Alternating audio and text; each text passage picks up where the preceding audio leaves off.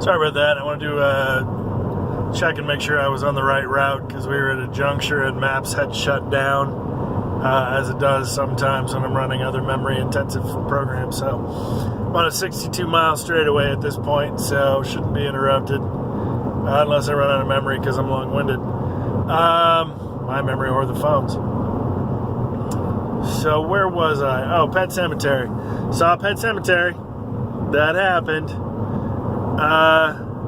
I understand why they made the decisions they did, because in the book and in the original, Gage is the kid that gets hit by the truck, and he's 3. So the filmmakers were pretty clear about their reasoning that they wanted it not to be the 3-year-old, mostly because of the versatility and the flexibility of the actor. There are pluses and minuses to the change, to it being the daughter, who's a little bit older. I think she's somewhere between 7 and 9.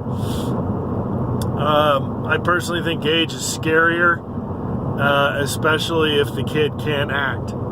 I think there's something that works about the 3-year-old innocence not having the malevolence of the performance. But whatever. It was written during a certain phase of King's career. It's not the book he doesn't remember writing, but it's in there, and I've lived most of his career. I mean, I discovered Stephen King in 7th grade, and I've read most of his work. I fell off around Bag of Bones. I don't think I read that one. And then I picked back up. I just finished The Outsider a little while ago. Anyway, Pet Cemetery was that morning.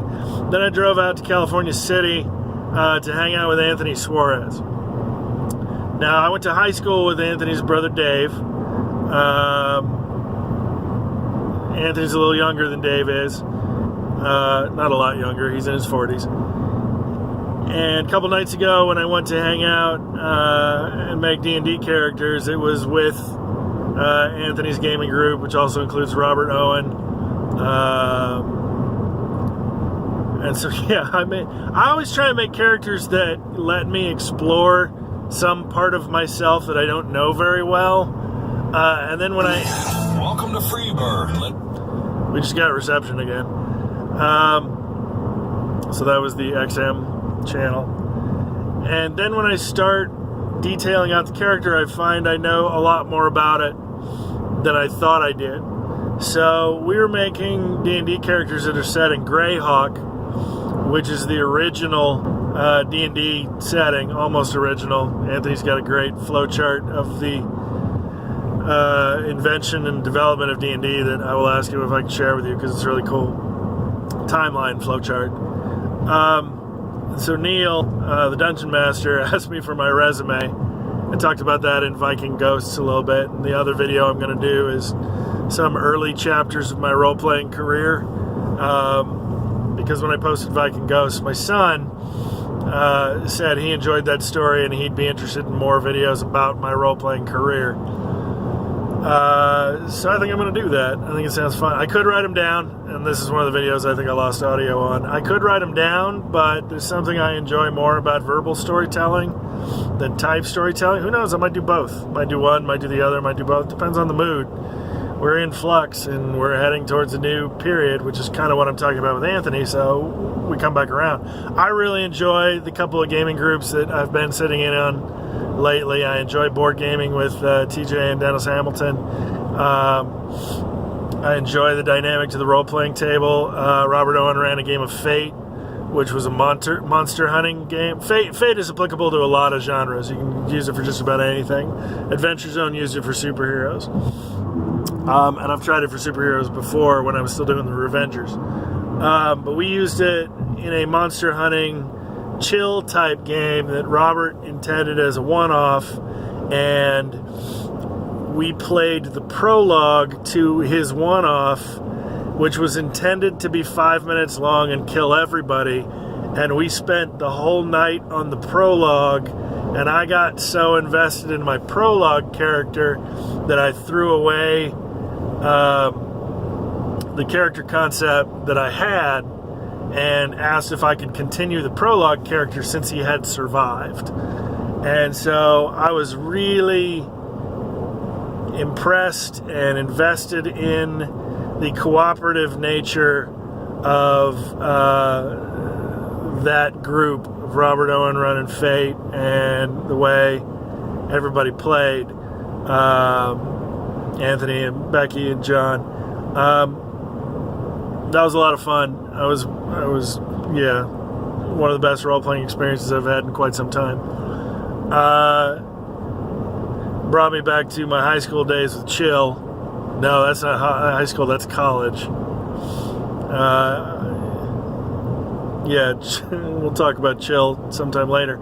So Anthony and I have been talking about doing a podcast. We've been talking about two, actually, because the game is so good and so collaborative and so enjoyable. And those guys are funny.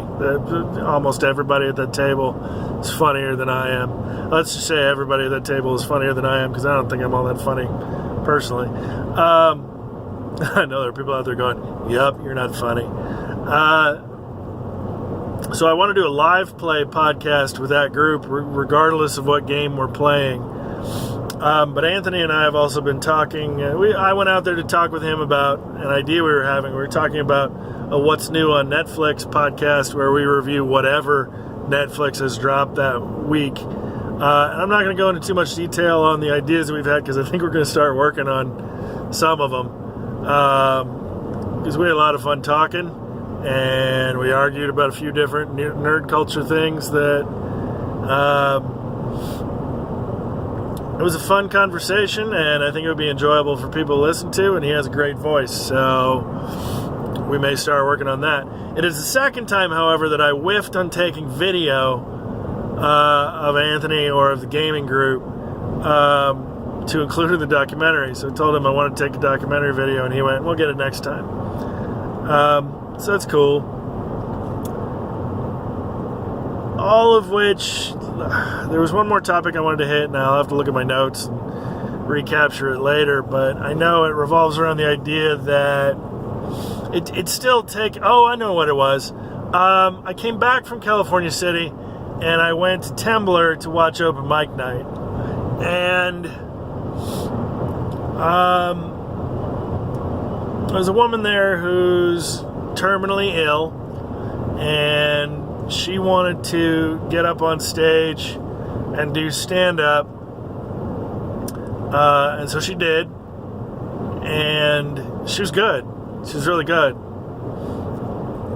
But the whole evening, and then Chris went up and said, "How do you follow that?" And then Joe Alanis, I think I'm pronouncing that right, he followed her and did very well, surprisingly well for having to follow someone of that emotional intensity. But it left me wondering, would that be my Make-A-Wish? I mean, if I was, how important, and it brings me back to Bill Hicks, because I've had that conversation a few times lately. Well, what is it? Who is it? What is it you're trying to do? And I'm trying to figure out me in the vein of Bill Hicks, or George Carlin, or Sam Kinison, or the folks. I mean, the inspiration for my one-person show, improv show, was Whoopi Goldberg's Fontaine, Why Am I Straight? And so it's an individual stand-up that's more of a one-person show with social commentary and humor, but I don't know that it fits in the stand-up comedy box. So that's what I'm exploring. And I won't be able to make Temblor next Wednesday before I leave town, because I ran into a former colleague, and we're going to hang out on Wednesday night, because it's the only night she has free. And then I might do Thursday night's open mic, but I mean, we'll see. All of it's a crapshoot. But in that flux, I mean, there's all the spectrum is open, which is a funny way to put it. Is improv open? Is stand-up open? Am I done? Am I not done? Am I shifting over to writing? I enjoy doing this. I mean, maybe a vlog is the direction I'm going to go, because life is different now. And when I go back to teaching, there's going to be a lot more weekends out of town where I just do this. Where I'm going to go to Santa Maria or wherever on the coast, find a beach, explore. I mean, I might hit the Sequoias. I'm thinking about hitting Universal and or Magic Mountain before I leave town, because I can. And I can on the weekends too, when I'm not teaching. So this whole thing is a redevelopment of the way I look at life and myself and community, and figuring out where my artistic expressions go. I've never been one for the industry, and it's always felt uncomfortable for me to go that direction, even when I'm successful.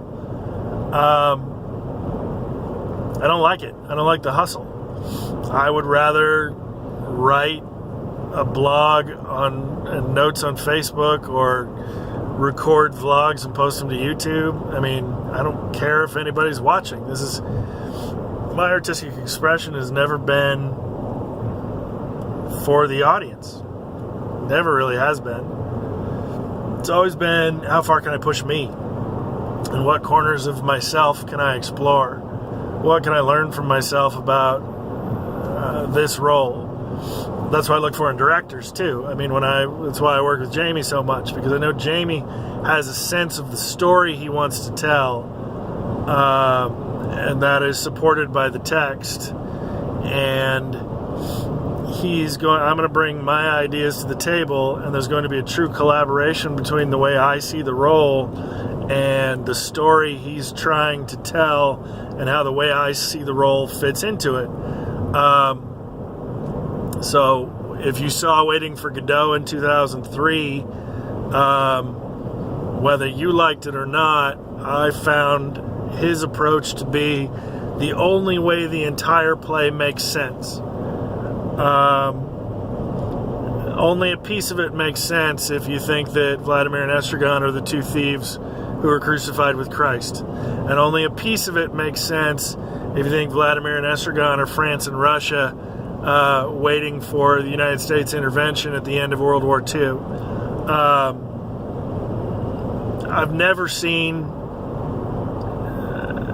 an interpretation that made the whole thing make sense, and I've seen Waiting for Godot at the British National Theatre when I was a kid. Same trip where I met Christine, oddly enough. But I've never seen an interpretation that completely made sense except for his. And I still turn over that play in my mind based on the interpretation that he brought to it. So whether you got anything out of it, a lot of people did. I mean, somebody came up to me after the show and went, I saw my entire marriage in that show.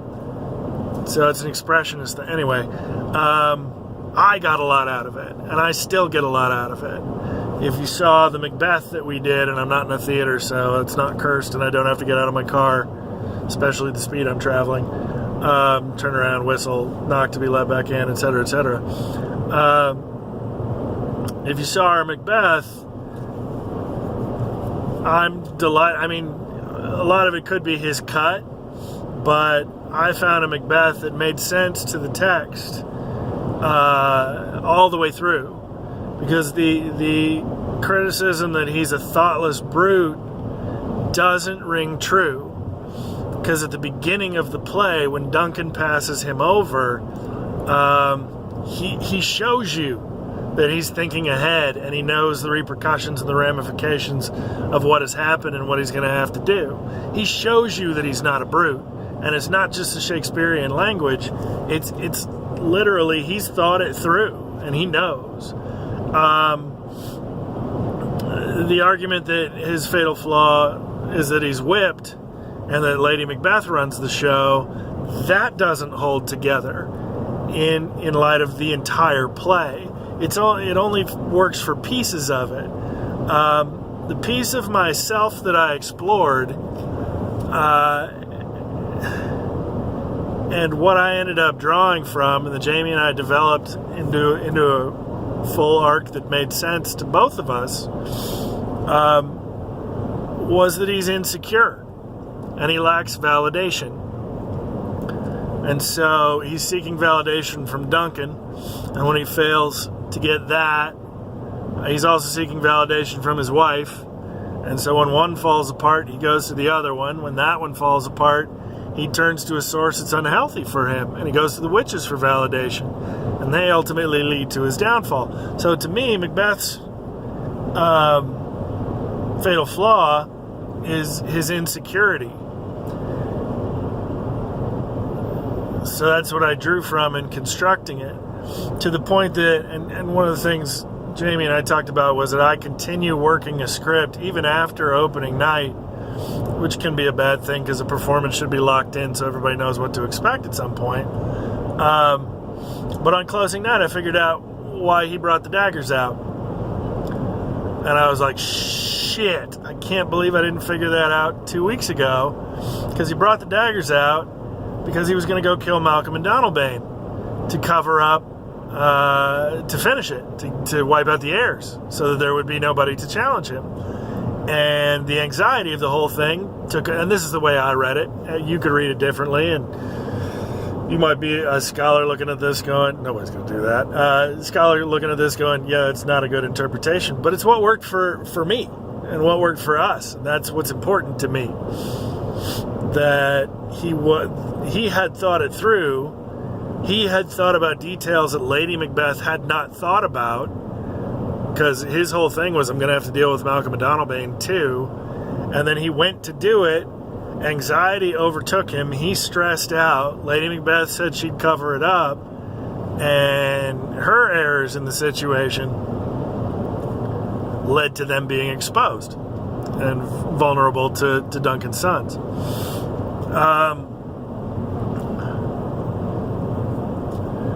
Got to bring that back around. So in creating characters, I'm looking to explore myself. I'm looking to tap parts of myself that I don't know very well. And yet when I start to explore the character that I'm creating, I start finding its similarities to me. So when we created characters with Neil, I listened to everybody else go. Almost everybody else go. Becky and I both created wood elves. Hers was random, mine was not.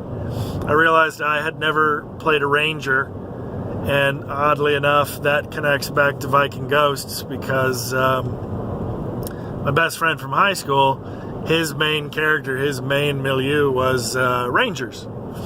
And I'm a vampire where he's a werewolf, that kind of thing.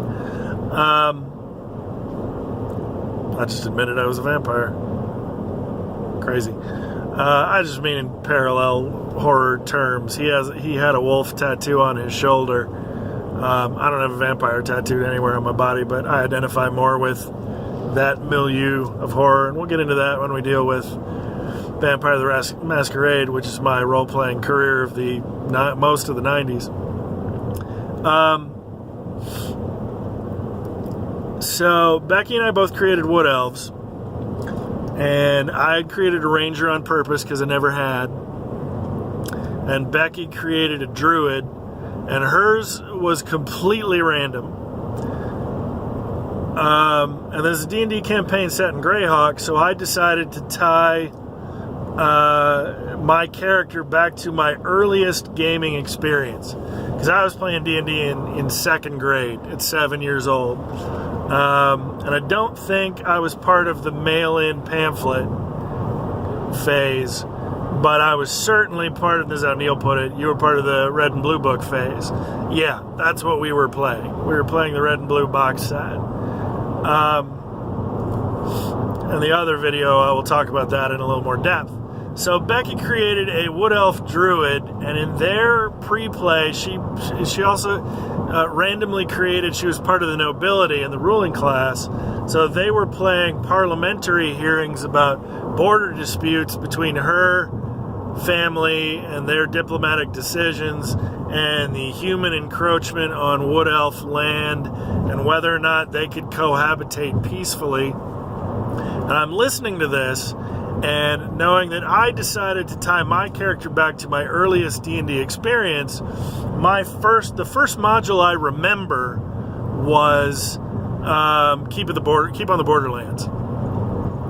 And so I actually talked it out. I considered keep on the Borderlands. I considered playing a thief who had run Tomb of Horrors by himself and gotten so horribly maimed that he was back to first level. And they were like, "Don't nerf yourself that bad." And I was like, "Well, this is what would be fun for me." Did that last D&D campaign I played too. We can talk about that later. Or Queen of the Demon Web Pits. Or the sci-fi game where you got laser pistols in Dungeons and Dragons. And both of those were too high level that I didn't even really propose them. But I kept coming back to Keep on the Borderlands, which was literally my first D&D experience. So I decided I was going to play a character that had been in a siege at the Keep on the Borderlands between the human common settlement and the orcs and the goblins that had overrun it. And so I wanted to play the character that was the only survivor, the one who who played dead in the aftermath while the orcs and the goblins were stabbing people to make sure that they were dead. And so I'm listening to Becky, and she says her sister is a diplomat who's not very good at the job, who takes so much stress and pressure from the job that Becky's character has caught her sister crying in private because of how tough the job is. And I went, that's it. So they turned to me and I went, yeah, my character holds Becky's sister responsible for the death of his family. I'm creating the most pathetic, and I'm going to use that word, well, you can take it however you want. I'm creating, because I usually end up the voice, the face of the party, no matter how much I try not to.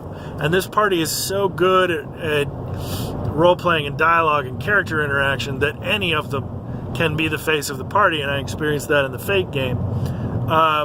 So I went, I'm going to create a character that won't talk, just flat out refuses to talk. So I loaded him up with PTSD. He's essentially John Rambo as a wood elf. He stays in the forest, he moves from community to community, he lives alone, he just doesn't want to be bothered. But if you mess with him, he can wipe you out from the natural environment. So Becky's character's sister was responsible for the negotiations that pushed my character's family further and further away from the Wood Elf community. And those arguments between Wood Elf and human, those border disputes, ended up costing my character his parents and his extended family. But then moving out away from Wood Elf society, his family was slaughtered by an orcish incursion. He had to watch his family get eaten, essentially, and then he got away and lives with that survivor's guilt. So he got enlisted or conscripted. I mean, I haven't detailed that part out yet, but he winds up in the Keep on the Borderlands because he just doesn't want to be around anybody. And then the Keep on the Borderlands gets wiped out, and we actually kind of role-played through the aftermath of that slaughter. And I was like, I want to go even further than they stabbed the ones who were obviously breathing and then killed them if they showed to still be alive. I want to go further than that. I want to go that I actually got stabbed and was able to hold it in. And so we tried to skip ahead to him getting away from that battlefield and recovering. I'm like, no. He takes weeks to get away from that battlefield, or at least days.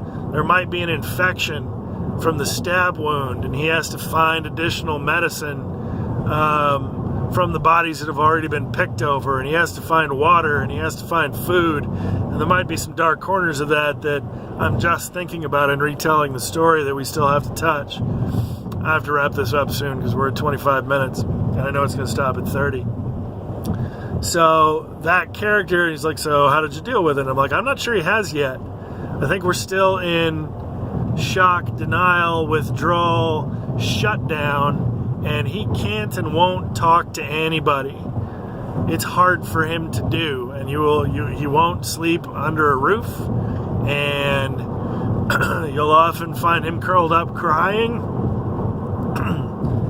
And this group supports my ability to do that. So my creative skills are still there, and I'm just figuring out what directions they're going to go. I've still got stories to tell. I've still got corners of myself to explore. As I get older, new corners arise, and that's one of the reasons I'm intrigued by the idea of continuing to do a vlog. And just documenting the way that I'm living, so that when I'm old and retired, I can look back on all of this and go, that was a damn good time. That was a damn good phase in my life, and I'm thankful to have had it.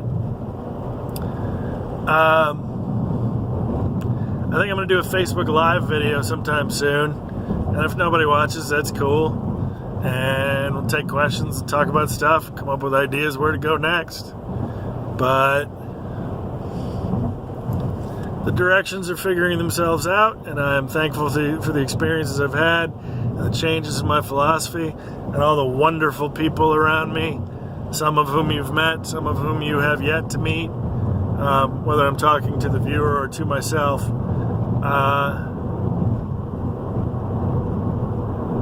And yeah, Chapter 2 has been pretty cool. Chapter 3 starts Friday. We're 6 days away from it.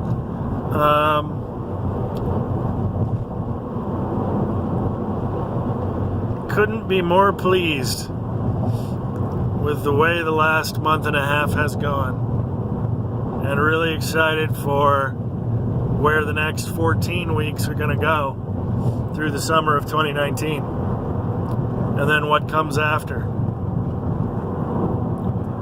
To quote Timbuk 3, which again is another weave back to something I said earlier in the video, future's so bright you gotta wear shades, right? I put those on, but both of my hands are occupied.